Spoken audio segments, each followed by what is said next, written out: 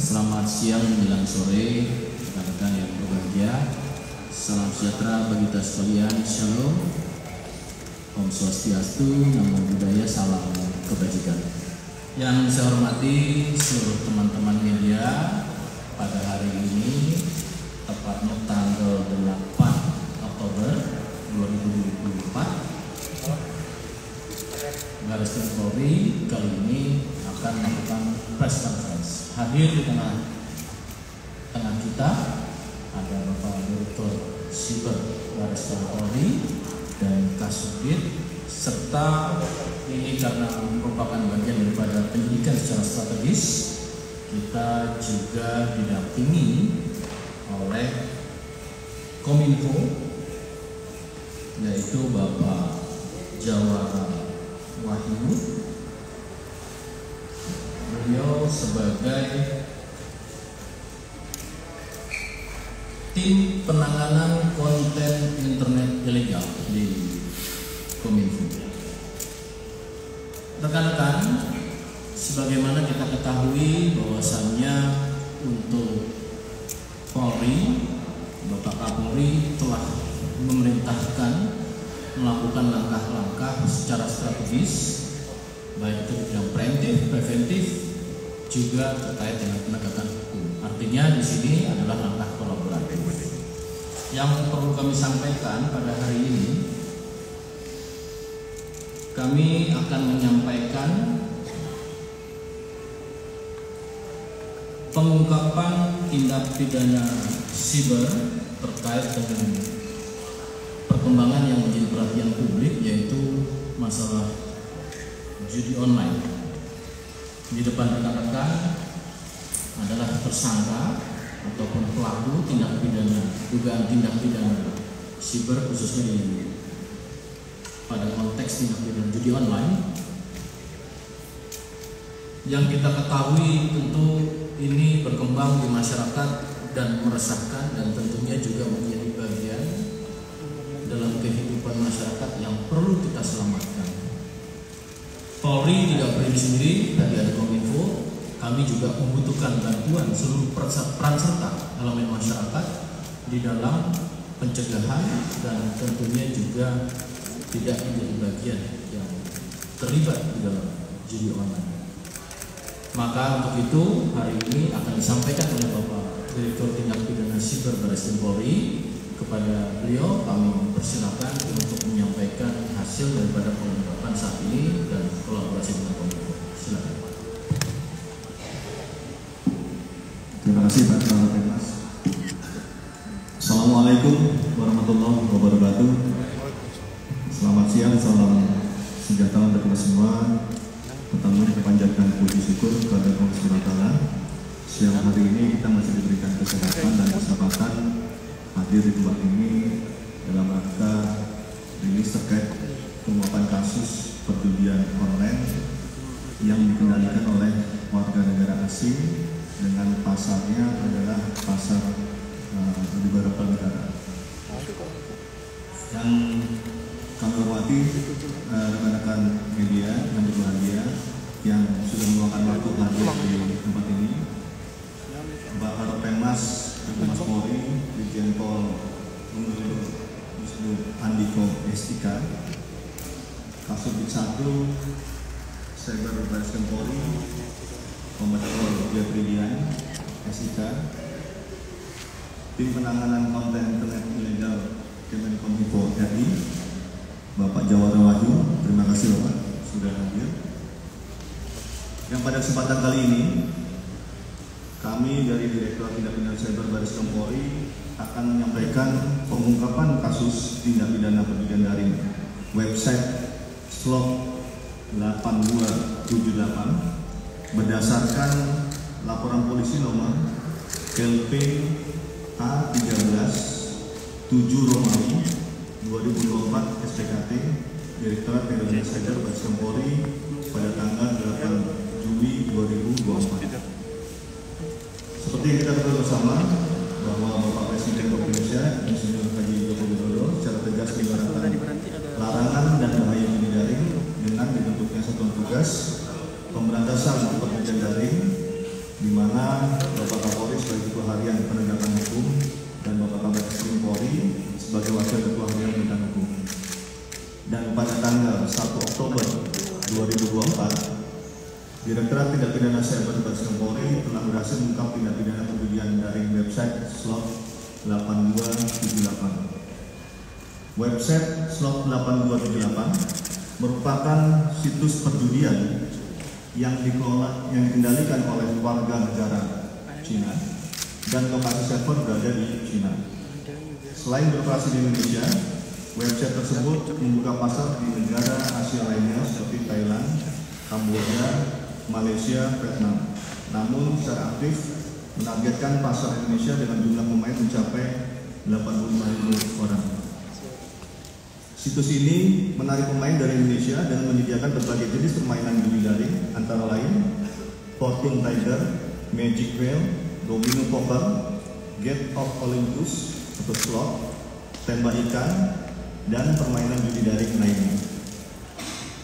Modus operandi perjudian daring ini memanfaatkan penyedia jasa pembayaran serta rekening bank yang berada di Indonesia untuk melakukan deposit dan withdraw, dan para pelaku juga membuat aplikasi untuk mengkoneksikan deposit dan withdraw dari penyedia jasa pembayaran ke website perjudian tersebut yang berada di China. Polri menemukan 2 penyedia jasa pembayaran yang aktif terlibat dalam operasional website 8278. Dari pengungkapan tersebut, 7 orang telah ditetapkan sebagai tersangka, 1 warga negara asing dan 6 warga negara Indonesia dengan peran masing-masing tersangka sebagai berikut. 1. Inisial QF, warga negara asing asal China, selaku Direktur Penyedia Jasa Pembayaran. 2. Inisial RA, selaku Direktur Utama Penyedia Jasa Pembayaran. 3. Inisial IMM, selaku Komisaris serta Legal Penyedia Jasa Pembayaran. 4. Inisial AF, selaku Chief Operating Officer serta Manajemen Bisnis Penyedia Jasa Pembayaran. 5. Inisial FH, selaku Finance atau Manajemen Keuangan Penyedia Jasa Pembayaran. 6. Inisial RAP, selaku Operator Aplikasi Penyedia Jasa Pembayaran. Dan 7. Inisial HJ, selaku Operator Aplikasi Penyedia Jasa Pembayaran. Website slot 8278 beroperasional sejak September 2022 dengan perputaran uang mencapai 685.500.000.000 rupiah. Barang bukti yang berhasil diamankan antara lain sebanyak 17 unit handphone, 3 unit laptop, 1 unit iPad, 3 unit token salah satu bank, 1 unit token bank, dan saat ini telah diajukan pemblokiran terhadap 5 rekening dan uang tunai total 6.055.000.000 rupiah. Para tersangka dijerat dengan pasal 45 ayat 3 junto pasal 27 ayat 2 Undang-Undang Nomor 1 Tahun 2024 tentang perubahan kedua atas Undang-Undang Nomor 11 Tahun 2008 tentang informasi dan transaksi elektronik, dan atau pasal 82 dan atau pasal 85 Undang-Undang Nomor 3 Tahun 2011 tentang tindak pidana transfer dana, dan atau pasal 3, pasal 4, pasal 5 junto pasal 10 Undang-Undang Nomor 8 Tahun 2010 tentang pencegahan dan pemberantasan tindak pidana pencucian uang, dan atau pasal 303 KUHP junto pasal 55 ayat 1 ke 1 KUHP dengan ancaman hukuman pidana penjara maksimal 20 tahun penjara. Disampaikan juga kepada rekan-rekan media Sejak Bapak Batreskrim Polri merilis kasus perjudian dari 1xBet, W88 dan Liga Ciputra tanggal 21 Juni 2024, maka sampai dengan tanggal 6 Oktober 2024, Polri telah berhasil mengungkap kasus perjudian daring di seluruh Polda dan juga terus bergerak untuk melakukan pengungkapan kasus perjudian daring. Berhasil mengungkap kasus perjudian daring sejumlah 198 kasus dan melakukan penangkapan terhadap 247 tersangka serta menyita barang bukti dengan rincian sebagai berikut: 1. 265 unit handphone, 542 unit laptop, 273 rekening, 30 akun judi daring, 1 unit mobil, 1 unit motor, 1051 kartu ATM, dan total uang yang disita dari rekening yang diajukan blokir sebesar 6.149.10.200 rupiah. Selain penegakan hukum, dalam periode yang sama, Polri melakukan kegiatan preemptif dan preventif sebanyak 11.708 kegiatan preemptif berupa edukasi kepada masyarakat melalui sekolah, kampus maupun instansi pemerintahan, dan kegiatan preventif dengan mengajukan pemblokiran situs konten praktek perjudian daring kepada Kominfo sebanyak 52.151 situs ataupun konten. Polri berkomitmen akan menindak tegas dan menekan praktek perjudian daring melalui pendekatan preemptif, preventif, dan penegakan hukum. Dan kami percaya bahwa sinergi antara pencegahan dini dan tindakan tegas di lapangan dan koordinasi dan kerjasama dengan beberapa stakeholder merupakan kunci dalam memberantas kejahatan yang merusak tatanan nasional dan ekonomi. Ucapkan terima kasih dan apresiasi kepada seluruh pihak yang telah berkontribusi dalam mengungkapkan praktek perjudian daring sehingga dapat terlaksana dengan baik. Terima kasih. Demikian yang dapat kami sampaikan kepada rekan media. Wassalamualaikum warahmatullahi wabarakatuh. Assalamualaikum warahmatullahi wabarakatuh. Terima kasih Bapak Direktur. Selanjutnya teman-teman, tadi kami sampaikan dari Kominfo, Pak Jawara Wahyu akan menyampaikan terkait dengan satuan penugasan yang sifatnya kolaboratif. Assalamualaikum warahmatullahi wabarakatuh. Terima kasih atas kesempatannya Bapak Direktur Cyber dan jajarannya. Saya Jawara Wahyu mewakili jajaran pimpinan Kominfo saat ini dalam press release ini mengungkap bahwa ini tusi dari Kominfo ini adalah beberapa ada di pasal 40 ayat 2B pada Undang-Undang Nomor 1 Tahun 2024 tentang perubahan kedua atas Undang-Undang Nomor 11 Tahun 2008 tentang informasi dan transaksi elektronik, yaitu dalam melakukan pencegahan, penyebarluasan dan penggunaan informasi elektronik dan atau dokumen elektronik, pemerintah berwenang melakukan pemutusan akses dan atau memerintahkan kepada penyelenggara sistem elektronik untuk melakukan pemutusan akses terhadap informasi elektronik dan atau dokumen elektronik yang memiliki muatan yang melanggar hukum.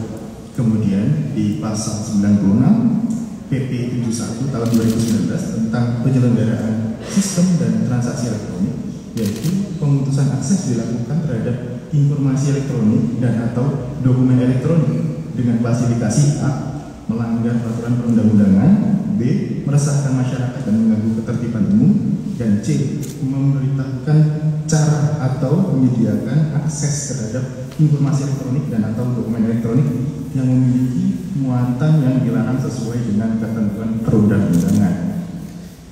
Kemudian upaya-upaya yang sudah dilakukan Kominfo dalam menangani konten negatif, terutama judi online ini adalah pertama adalah literasi digital. Kami juga menggunakan pesan-pesan layanan masyarakat yang juga tertera di beberapa layar seperti stop judi online adalah penipuan dan sebagainya macamnya.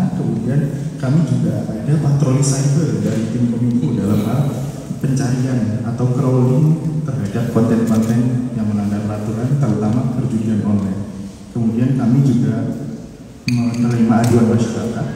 Kemudian ada aduan instansi dari KL, salah satunya juga dari Polri. Terima kasih yang sudah menyampaikan juga situs-situs yang bermuatan negatif yang akan kami buka. Kemudian kami juga ada penerapan Google Search secara nasional di Indonesia. Kemudian kami juga ada artificial intelligence yang digunakan untuk mengidentifikasi atau situs-situs yang mengandung muatan internet negatif. Kemudian kami juga bekerja sama dengan Polri dalam hal penanganan judi online. Kemudian ada juga beberapa statistik perjudian yang sudah kami tangani per 5 Oktober ini. Jadi perjudian adalah yang paling tinggi, itu sekitar 3.900.000 yang beberapa diantaranya juga dari Polri.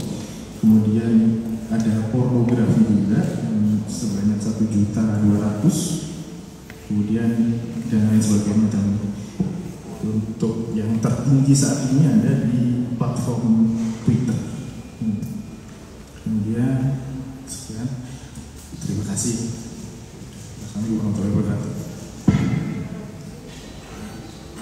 Waalaikumsalam warahmatullahi wabarakatuh. Terima kasih dari Kominfo, Pak Jawara Wahyu. Baik rekan-rekan, sekali lagi kami juga mengucapkan terima kasih kepada seluruh elemen masyarakat dan stakeholder yang terkait dengan pengungkapan maupun juga terkait dengan bidang preemptif pencegahan ini maupun secara preventif. Silakan rekan-rekan apabila ada apa yang mau ditanyakan, saya bagi ada satu sesi 3 penanya. Silakan. Masih 1, 2 dari grup yang 3. Silakan dari Mas Jawa Pos. Ada meja? Ilham Pak dari Jawa Pos. Jangan lupa kasih meja cukup keras Pak.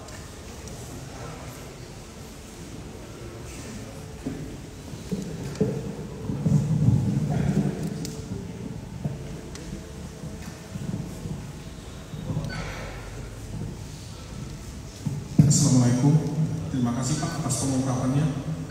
Ini salah kasus judi online ini selama ini memang salah satu yang menjadi sorotan karena banyak korbannya. Pertama Pak, untuk kasus yang ini tadi disebut ada direktur keuangan, lalu ada direktur utama keuangan juga. Biasanya Pak Reskrim dalam mengungkap kasus itu dari atas sampai ke akar-akarnya selesai. Ini apakah memang hal yang sama yang dilakukan? Kan biasanya kalau dalam kasus narkotika dari bos tingkat tinggi sampai ke akar-akarnya anak buah ke bawah. Nah ini apakah yang tertinggi ini direktur keuangannya atau masih ada yang dikejar? Itu yang pertama. Untuk yang kedua, kita tahu bahwa judi online ini sudah lama terjadi.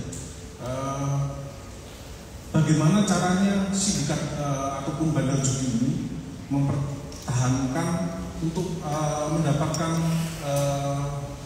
klien dari masyarakat ataupun orang yang bermain atau penjudinya?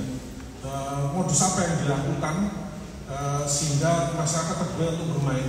Saya lihat itu ada salah satu gambar, ada perempuan cantik. Apakah ada unsur-unsur pornografi yang kemudian dibalut untuk bermain dalam perjudian ini?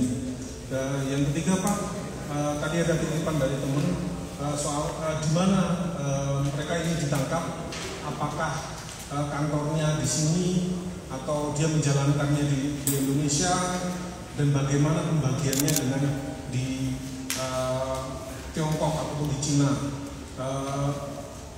Lalu soal uangnya Pak, tadi ada 600 miliar ya, itu dalam 2 tahun atau dalam per tahunnya? Dengan uang seperti itu berapa jumlah penjudi yang bermain dan kemudian bisa dibilang diselamatkan agar tidak bermain kembali dalam situs ini, walaupun tidak bisa disebut sebagai korban, Pak. Terima kasih banyak. Terima kasih Mas Ilham. Satu dulu ya, karena ada beberapa pertanyaan nanti lanjut lagi. Yang terkait pertama adalah masalah struktural jaringan kejahatannya. Kemudian yang kedua, modus yang membuat masyarakat menjadi tertarik. Yang ketiga, di mana tempatnya. untuk pengungkapan ini, apakah di luar ataukah di dalam negeri. Kemudian yang terkait dengan masalah uang ya, untuk hasil dari itu berapa tahun, selama 2 tahun atau 1 tahun. Silakan kepada Bapak Direktur, 4 pertanyaan awal ini dari Pak Ilham Jawa Pos.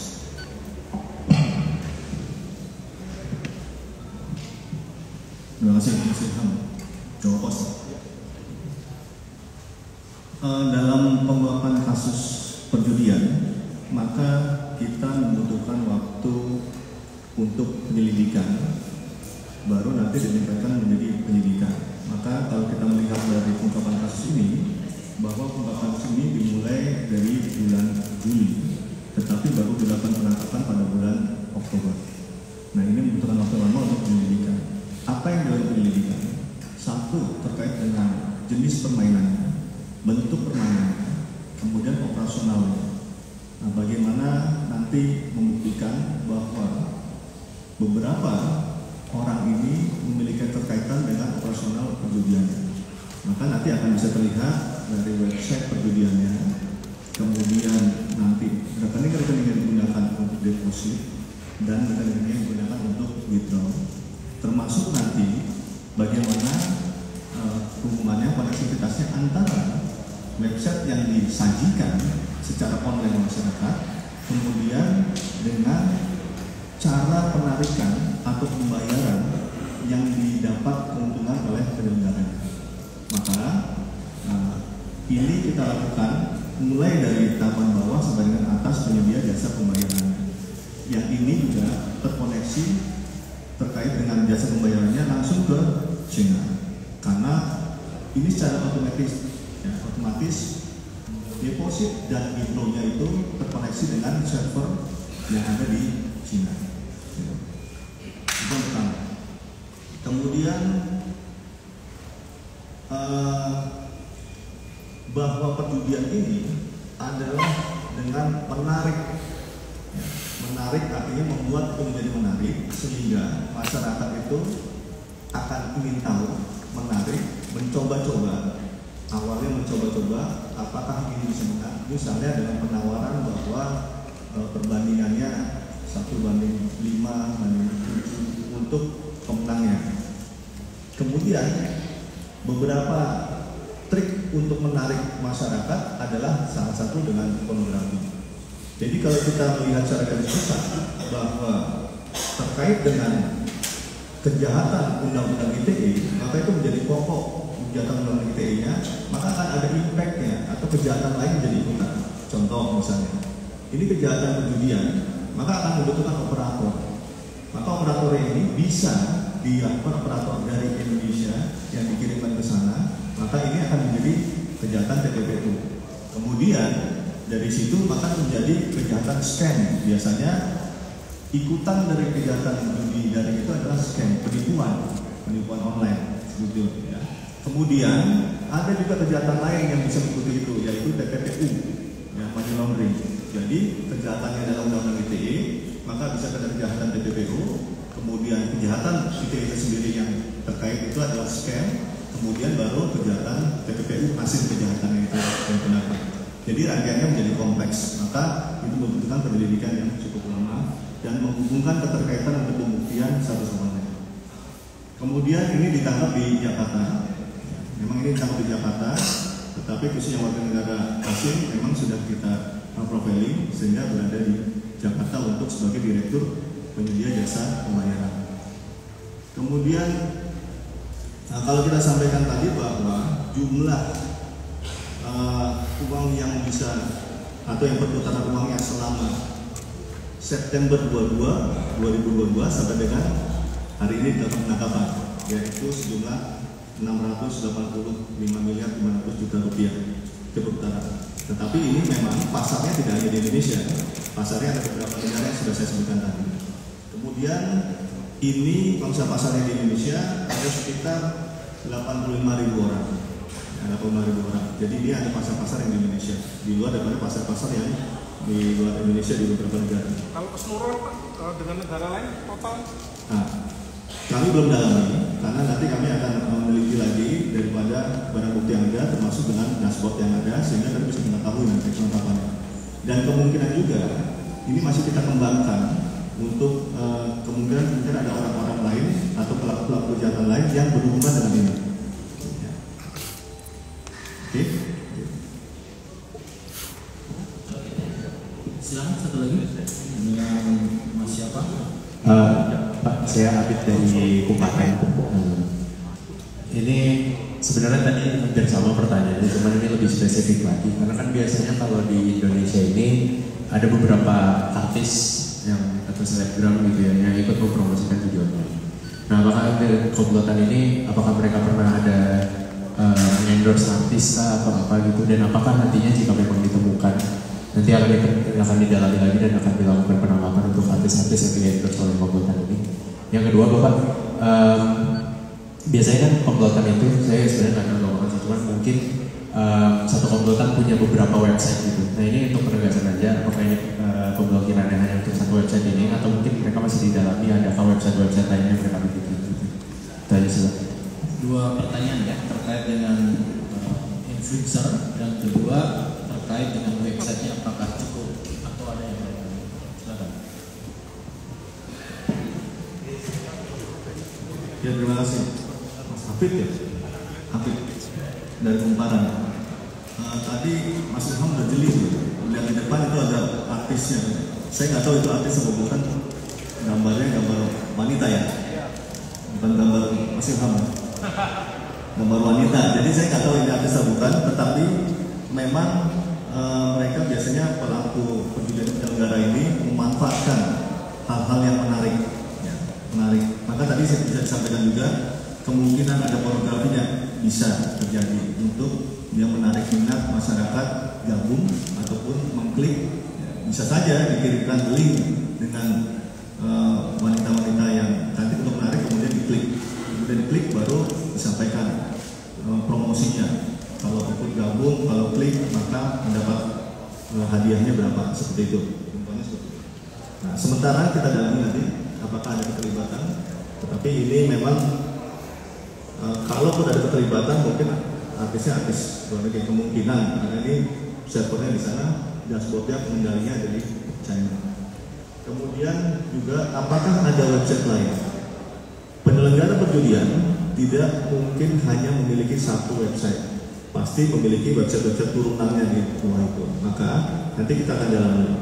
Ini juga yang menjadi tantangan kita bahwa dalam pemblokiran itu nanti dan Kominfo juga bisa menyampaikan bahwa memang yang diajukan blokir dilakukan pemblokiran sudah terblokir, tapi biasanya dia regenerate, dia muncul lagi biasanya. Tapi nanti yang lebih tahu nanti servernya adalah dari Kominfo. Jadi terus berada. Nah, ini memang kita harus kejar-kejaran secara teknologi, bagaimana caranya nanti take down itu. Tetapi memang itu triknya mereka yang dapat. Sementara baru satu website, nanti kemungkinan kita dalami apakah ada keterkaitan dengan website yang lain. Ya.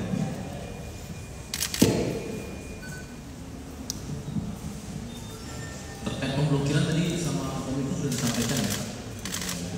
Satu lagi tadi. Pak, izin saya Yola dari Medcom.id, Pak. Mau menegaskan aja lagi Pak, ini kan tadi PJP penyedia jasa pembayaran ya Pak. Nah, itu ada perusahaannya nggak sih Pak, atau memang nama perusahaannya penyedia jasa pembayaran itu Pak? Dan perusahaannya berlokasi di sini atau di Cina gitu Pak?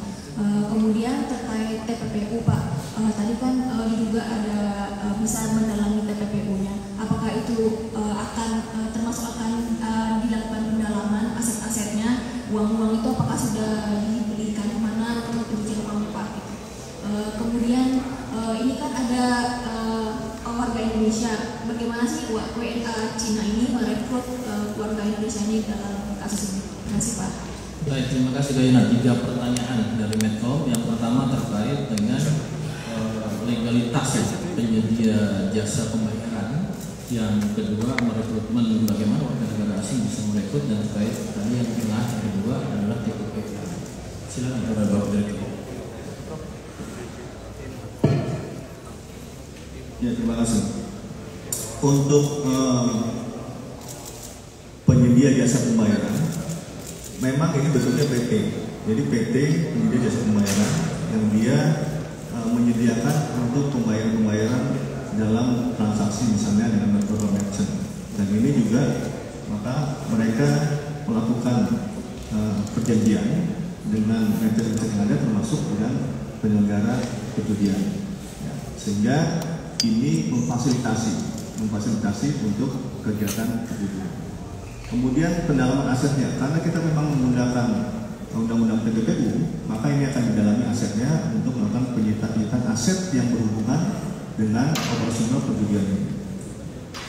Ketiga, WNA ini memang hadir di sini untuk mendirikan PT dan kemudian dia berkoordinasi ataupun dengan beberapa PJP melakukan PKS untuk melakukan transaksi pembayaran, artinya menggunakan fasilitas jasa pembayaran ini untuk bisa mendapatkan keuntungan, hasil keuntungannya digunakan fasilitas ini untuk dikirimkan kembali ke Cina. Perekrutannya memang ada beberapa perekrutan yang dilakukan oleh yang bersangkutan, karena tentunya satu, yang bersangkutan warga negara Cina tidak bisa bahasa Indonesia, maka itu direkrut oleh orang sini untuk berkomunikasi dengan bagaimana cara misalnya mempromosikan. Maka kalau promosinya di negara Indonesia harus menggunakan bahasa Indonesia, kalau nanti negara yang lain menggunakan bahasa sesuai dengan bahasa di negara. Salah satu contohnya seperti itu, jadi sesuai dengan fungsinya dia ataupun keahliannya dia.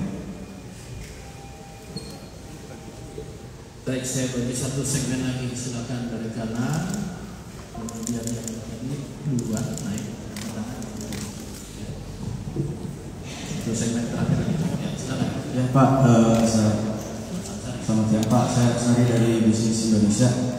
Ya Pak, soal update dari penyelidikan artis-artis kayak Ritno Yudikato itu sekarang update-nya gimana Pak? Terus sebagai penegasan biar clear gitu, mereka ini sekarang tidak bersalah, tidak terlibat pada promosi itu atau gimana Pak? Oke, walaupun di luar konteks ini tapi ada kaitan nanti satu lagi Mbak Anu. Izin. Dari media. Bukan. Ya Pak, sebenarnya Assalamualaikum warahmatullahi wabarakatuh. Saya Putih dari TKB News, Independent News. Ini sebenarnya kan kasus-kasus begini udah sering ya Pak. Terus kayak nantangin kita nih Pak, buat kayak ini mereka harus ada hukuman yang jelas. Mungkin saja ada satu sistem Indonesia pada khususnya, apakah memang ada hukuman mati atau hukuman yang membuat mereka jerah? Karena ini kan pasti tadi Bapak katakan ke hal-hal yang lain seperti itu, dan ini sangat serius gitu, terutama untuk akhlak bangsa kita ini, apalagi dari negara luar yang sangat-sangat menantang Indonesia untuk jauh lebih baik dan lebih bersih. Tapi apa akan ada dari Polri sendiri untuk bisa berwibawa memberikan satu hasanah terbaik bagi Indonesia? Terima kasih. Assalamualaikum warahmatullahi wabarakatuh. Satu lagi pada konteks ini nanti juga masih ada. Iya Bapak, perputaran uang dengan pengguna 85.000 itu. Sama satu lagi Pak, kemarin kan WNI kita meninggal dunia di Kamboja, dan kebetulan dia juga bekerja di perusahaan judi online. Dia dikeroyok dengan 22 WNI lain yang sama-sama bekerja di perusahaan tersebut. Saya ingin tanya, apakah nantinya ada pengawasan untuk WNI kita yang akan bekerja di luar negeri? Karena kalau mengingat kan di luar negeri, di Kamboja sendiri itu legal, sedangkan kita nggak legal. Artinya kalau misalnya ternyata bisa saja nanti WNI lain bekerja di luar negeri, dia di perusahaan online, di judi online itu gimana Pak?